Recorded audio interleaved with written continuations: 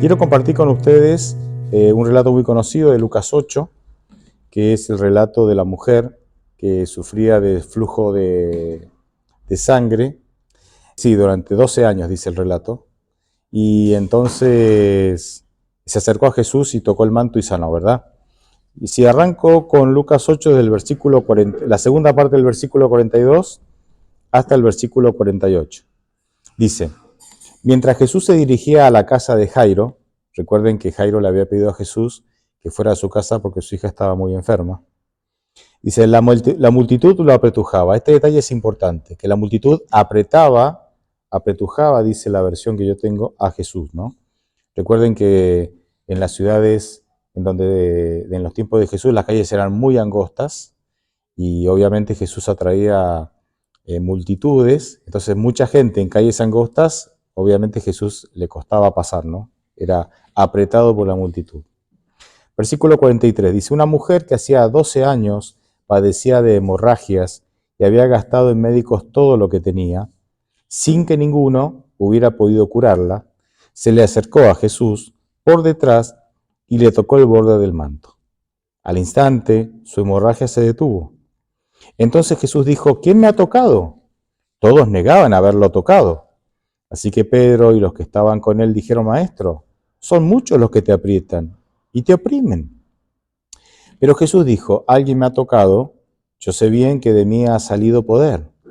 Cuando la mujer se vio descubierta, se acercó temblorosa y se arrojó a los pies de Jesús. Y delante de todo el pueblo le contó por qué lo había tocado y cómo al instante había sido sanada. Entonces Jesús le dijo, hija, tu fe te ha sanado, ve en paz. Cuando uno va al relato paralelo de Mateo 9, que también está en el mismo relato, el relato de Mateo 9 agrega algunos detalles interesantes. Por ejemplo, Mateo 9:21 dice que ella pensaba, si alcanzo a tan solo a tocar su manto, sanaré, ¿no? Mateo revela hasta el pensamiento que ella tenía, ¿no? O sea, nos muestra el pensamiento que ella tenía. Ella no necesitaba, sentía que no necesitaba y que no era digna por su condición de salud, ¿no? Según las costumbres y las leyes judías, que no era digna de que ni de pedir ni de hablar, pero dice, tan solo si yo tocar el borde de su manto sanaré, ¿sí? Y así fue. Quiero destacar 3 puntos breves, ¿sí? de este relato. El primero que quiero destacar es que muchos tocaban a Jesús, porque el versículo 42 dice que la gente lo apretujaba. Sin embargo, solo una persona de todos aquellos que tocaron a Jesús o tocaban a Jesús se vio beneficiada. Muchos tocaron a Jesús, apretaban a Jesús, rozaban con Jesús, iban con Jesús, pero solo uno se vio beneficiada, que es esta mujer que fue la que salió sanada. ¿Y por qué? ¿Por qué solo ella, cuando muchos estaban apretujando a Jesús? Bueno, puede haber, obviamente, más de una razón, pero me gusta la respuesta de Jesús en el versículo 48 cuando dice, hija, tu fe te ha sanado. No solamente, o sea, es como que no alcanza con estar con Jesús, con apretar a Jesús, entre comillas, ¿no? Hay que tener fe, hay que tener fe. Y yo sé que Dios no siempre nos va a responder como nosotros queremos, porque Él es mucho más sabio que nosotros y sabe el final desde el principio y sabe lo que mejor nos corresponde o nos hace bien. Pero también estoy seguro de que hay muchas cosas que Dios nos quiere dar y que no nos la puede dar porque no tenemos fe. Y esta mujer tuvo fe y se vio beneficiada. Muchos estaban con Jesús, muchos apretaban a Jesús, muchos tocaban a Jesús, pero solo ella se vio beneficiada. Y según el versículo 48, según lo que dijo Jesús en el versículo 48, es porque ella tenía fe. Así que esta primera reflexión que me queda es que nosotros tenemos que acercarnos a Dios con fe y confianza. Yo creo que no es tan difícil, no es poco común, lamentablemente, que nosotros nos acerquemos a Dios sabiendo que Él en realidad no lo va a hacer. ¿Viste como cuando le pedís algo, pero en el fondo vos decís, seguro que no lo va a hacer? Se lo pedís como por las dudas, ¿no? Como, bueno, y ese es justamente ese pensamiento que puede estar más en la superficie, más en lo profundo, es el que impide que muchas veces Dios nos pueda bendecir como Él quiere bendecirnos. El segundo punto que quiero destacar es que esta mujer tenía, dice el texto, un flujo de sangre, y según cuando uno va a la ley en Levítico 15, del 25 al 30, por ejemplo, es uno de los lugares que describe esta situación, esta mujer, por tener esta enfermedad, donde fluía constantemente sangre, ella tenía que aislarse, la ley decía que tenía que aislarse de la sociedad, tenía que evitar el contacto físico con otras personas, también tenía que evitar tocar objetos, y especialmente a personas que trabajaran en el servicio del santuario. Eso es lo que decía la ley de Levítico, ¿verdad? Y era considerada inmunda. Entendemos que era una condición de salud, ¿verdad? Una condición de salud que no le permitía o que la limitaba con los parámetros que acabamos de mencionar. Al mismo tiempo, si ella tocaba a alguien, esa persona a la cual ella tocaba, tenía que aislarse 7 días y después hacer un proceso de purificación, ¿sí? Y sin embargo, acá nos encontramos con algo interesante, que ella no solamente no estaba aislada, sino que entre esos que apretujaban a Jesús, ella habrá tocado a vaya a saber cuánto, pero detengámonos en que también tocó a quién, a Jesús, ¿no? Y es interesante porque Jesús no se enfocó en la transgresión, porque ella estaba transgrediendo la ley de Levítico, ¿no? Mencionada en Levítico. Pero Jesús no se enfocó en la transgresión, diciéndole, sos inmunda, ¿por qué me tocás? ¿No te das cuenta que tendrías que estar aislada? ¿Cuántos has contaminado hoy acá? No se detuvo en la transgresión o en ella como transgresora, sino que se detuvo o se enfocó en su fe y en su necesidad. Porque eso fue lo que Jesús destacó. Tenías una necesidad, viniste a mí con fe y yo pude bendecirte. Y entonces, por eso las palabras del versículo 48, fíjense que Jesús no la llama inmunda, la llama hija. Y le dice en el versículo 48, hija, tu fe te ha sanado. Es casi le diría que a veces pienso que casi que fue como un agradecimiento de Jesús, como diciendo, gracias hija, porque tuviste el valor de venir y la fe para encontrar ayuda en mí. ¿Y por qué gracias? Porque gracias al valor y a la fe pude bendecirte y pude sanarte. Jesucristo tenía a las personas por encima de los reglamentos. El reglamento decía que tenía que aislarse, que tenía que, ¿no?, seguir una serie de medidas, pero Jesucristo está por encima de los reglamentos. Yo creo que esta es la segunda reflexión que quiero compartir con ustedes. Las personas, todas, porque Jesús murió por todos, los que pertenecen a nuestra iglesia y los que no pertenecen a nuestra iglesia, tienen que ser más importantes que nuestros reglamentos. Los reglamentos son buenos, las tradiciones son buenas, los consejos bíblicos son buenos, pero no pueden estar por encima de las personas. O sea, tenemos que destacar los principios. Los principios bíblicos son muy importantes y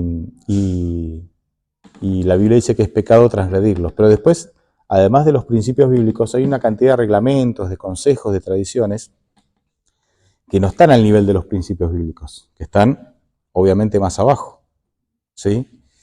Y que es un error colocarlos al mismo nivel. Vemos este error en la clase, en los líderes religiosos de tiempos de Jesús. Fíjense que Jesucristo cura al paralítico que estaba cerca del estanque de Betesda, que hacía 38 años que estaba allí postrado esperando seguir que alguien lo metiera al estanque, porque según la tradición, ¿verdad?, el primero que se metía era sanado. Lo sana después de 38 años. Este hombre lo que hace es enrollar su esterilla, su cama, dice la Biblia, pero ¿qué era la cama? Una esterilla de totora, no sé cómo se dice acá en Mendoza, le dicen totora, ¿verdad? Enrollar esa esterilla, ponérsela bajo el brazo, salir caminando después de 38 años, y los fariseos, en lugar de decirle, amén, gloria a Dios, fuiste sanado, dice, ¿qué haces? Cargando con tu cama, con la esterilla bajo el brazo. Ahí vemos un ejemplo en donde el reglamento está por encima ¿de qué? De la persona. Pero Jesús ponía a las personas por encima de los reglamentos. Y nosotros tenemos que tener especial cuidado también de no caer en ese error. El punto 3 con el que quiero compartir con ustedes es la multitud. Una multitud que de alguna manera no le hacía fácil a esta mujer necesitada llegar a Jesús. Pero en la Biblia hay varios relatos sobre multitudes. Fíjense, así yo los voy a mencionar así rápidamente. En Marcos 2 nos encontramos con que Jesús estaba en una casa, y que había una gran multitud intentando ahí escucharlo, y 4 amigos tenían a un quinto amigo que no podía caminar, y como la multitud les impedía llegar a Jesús, ¿qué hicieron? Rompieron el techo, ¿verdad? Y lo bajaron por ahí. Fíjense, la multitud impidiendo que una persona necesitada llegue a Jesús. Nos encontramos también con Bartimeo, ¿sí?, que era ciego y gritaba: Hijo de David, ten misericordia de mí. Los discípulos y la multitud que le decían: cállate, no molestes al maestro, cállate, cállate. Hasta que Jesús mismo se dio vuelta, ignoró los consejos de los discípulos y de la multitud y fue hasta Bartimeo y dice: ¿qué quieres que haga? Que me des la vista. Y Jesús lo curó. Zaqueo dice que quería tener un contacto con Jesús, pero no podía, era bajito, y la multitud no lo dejaba, ¿no? ¿Y qué hizo? Se subió hasta un árbol, hasta un sicómoro, está en Lucas 19, para poder tener un contacto con Jesús. Vemos muchos casos en la Biblia en donde las multitudes estorban a los que realmente quieren encontrar a Jesús. Y ojalá nosotros no seamos esa multitud, que creo que este es el punto que quería compartir con ustedes. Ojalá nosotros no seamos parte de esa multitud, o no tengamos la actitud de la multitud, que es querer estar con Cristo sin dejar que otros que tienen las mismas o más necesidades que yo estén con Cristo. Ojalá no seamos parte de esas multitudes. Y como dije recién, a veces esa multitud está de alguna manera representada por los reglamentos, que cuando le damos un énfasis incorrecto, terminan alejando a las personas de Jesús, ¿no? Hablábamos de profecías en la otra iglesia, de la cual vengo hace un ratito, y yo les decía, el énfasis, podemos estudiar profecía y es maravilloso, a mí me gusta, pero el énfasis siempre tiene que ser Cristo y el Evangelio. Porque finalmente en Apocalipsis 7, cuando se habla de los 144.000 que representan a los hijos de Dios en una etapa de la historia, dice que ellos vencieron, ¿sí?, al mal mediante la sangre del Cordero y su testimonio. Y ahí está el énfasis. Jesús, el Cordero, que es la fuente de salvación, la fuente de victoria, que es la fuente de salud, que es la fuente donde obtenemos fuerzas para vivir todos los días. Fíjense el énfasis, ¿no? Si uno toma Mateo 24, por ejemplo, si uno toma el libro de Mateo, tiene 27 capítulos, y solo un capítulo, por ejemplo, habla de profecía, que es Mateo 24. Mateo 25 va a hablar son relatos que hablan de la segunda venida de Cristo. O sea, ¿me entienden, no? De 27 capítulos, uno de profecías. Hay un énfasis. Dios está diciendo, ¿y el resto de qué habla? Del Evangelio. O sea, Dios mismo al organizar los capítulos de esa manera, la temática de los capítulos de esa manera, nos está dando un énfasis. Esto es importante, pero no es lo más importante. Es importante, pero no es lo más importante. Y a veces nosotros, dando énfasis equivocados a las creencias que tenemos, podemos estar alejando a las personas de Jesús. Llevemos las personas a Jesús. Cuando las personas tengan una relación honesta y sincera con Jesús, ellos van a decidir ser fieles. Por eso Juan 14:15 dice: si me amas, dice Dios, cumple mis mandamientos. O sea, cuando uno presenta a Jesús, anima a las personas a tener una comunión con Jesús, les da el ejemplo de cómo tener una comunión con Jesús, los anima, y la persona llega, la persona sincera, se abre su corazón y tiene una relación concreta con Dios, y por la labor del Espíritu Santo llega a amar a Dios, la fidelidad viene sola. Si amas a Dios, vas a ser fiel. Pero a veces queremos imponer o enfatizar en extremo la fidelidad antes de que la persona ame. Y eso es legalismo. Es legalismo. No es fácil, pero ese es el camino. O a nosotros no nos parece fácil porque estamos tan acostumbrados a lo otro, que cuando nos muestran el camino correcto, que es amar, y después la fidelidad viene como la fidelidad viene como un resultado del amor, nos parece una cosa difícil, pero evidentemente ese es el camino correcto. Miren, les cuento algo que me pasó y concluyo, ¿no? Trabajaba en la universidad y entonces había un profesor muy capaz, tenía doctorados en filosofía, muy capaz, fue mi consejero de tesis, uno de mis consejeros de tesis, el profesor Smith, y él tenía dirigía una clase de escuela sabática, era maestro de una clase de escuela sabática. Él, por algunas cuestiones de salud, no podía atender más la clase, y la directora de escuela sabática de la de la iglesia de la universidad me dice, ¿no te animás a hacerte cargo de la clase? Le digo, bueno, sí, yo estaba estudiando ahí, estudiaba y trabajaba. Y llego, y bueno, hay una clase interesante, todos jóvenes universitarios, muy interesante la clase. Llego el primer día, bueno, comparto con ellos el tema de la escuela sabática, y cuando va terminando, entonces, bueno, terminamos con una oración. Y en eso le pido a alguien, ¿no? ¿Te animás a orar? Sí, sí, cómo no. Y empezamos a orar. Empezamos a orar. Y el chico oraba una oración estándar, normal, digamos. Y en un momento él empezó a decir, Señor, eres tan poderoso que aún con cosas insignificantes tú nos puedes bendecir de una manera increíble que nosotros ni nos imaginamos.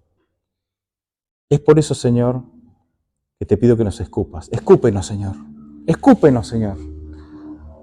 ¿Por qué? Claro, empezamos a... Yo abrí los ojos, empecé a mirar como diciendo, ¿qué va a pasar acá? Lo que pasa es que en la escuela sabática habíamos repasado la historia de este hombre que era ciego, que Jesús había escupido sobre el piso, había hecho barro, le había untado los ojos, y que está en Juan 9, ¿no? Y que le había dicho, andá, lavate al estanque de Siloé. Y entonces él decía algo interesante, claro, en la oración fue rara, digamos, estábamos todos como incómodos, pero él quiso transmitir esto. Señor, hasta los escupitajos de Jesús bendecían. Hasta un escupitajo de Jesús le dio la vista a un ciego. O sea, ¿me entienden? ¿Y quién le da importancia a un escupitajo? Al contrario, por ahí hasta alguno puede sentir asco, qué sé yo. Hasta eso. Y yo me puse a pensar, ¿no? Me puse a pensar que Dios ha hecho esto muchas veces.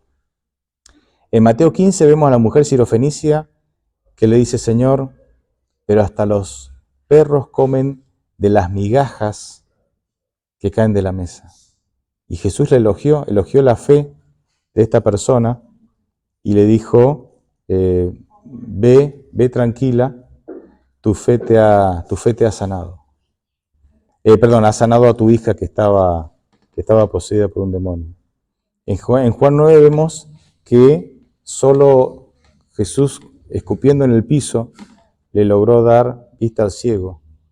En Marcos 1 vemos que solo con tocar, un toque, que puede ser para la mayoría de nosotros insignificante, sanó a un leproso.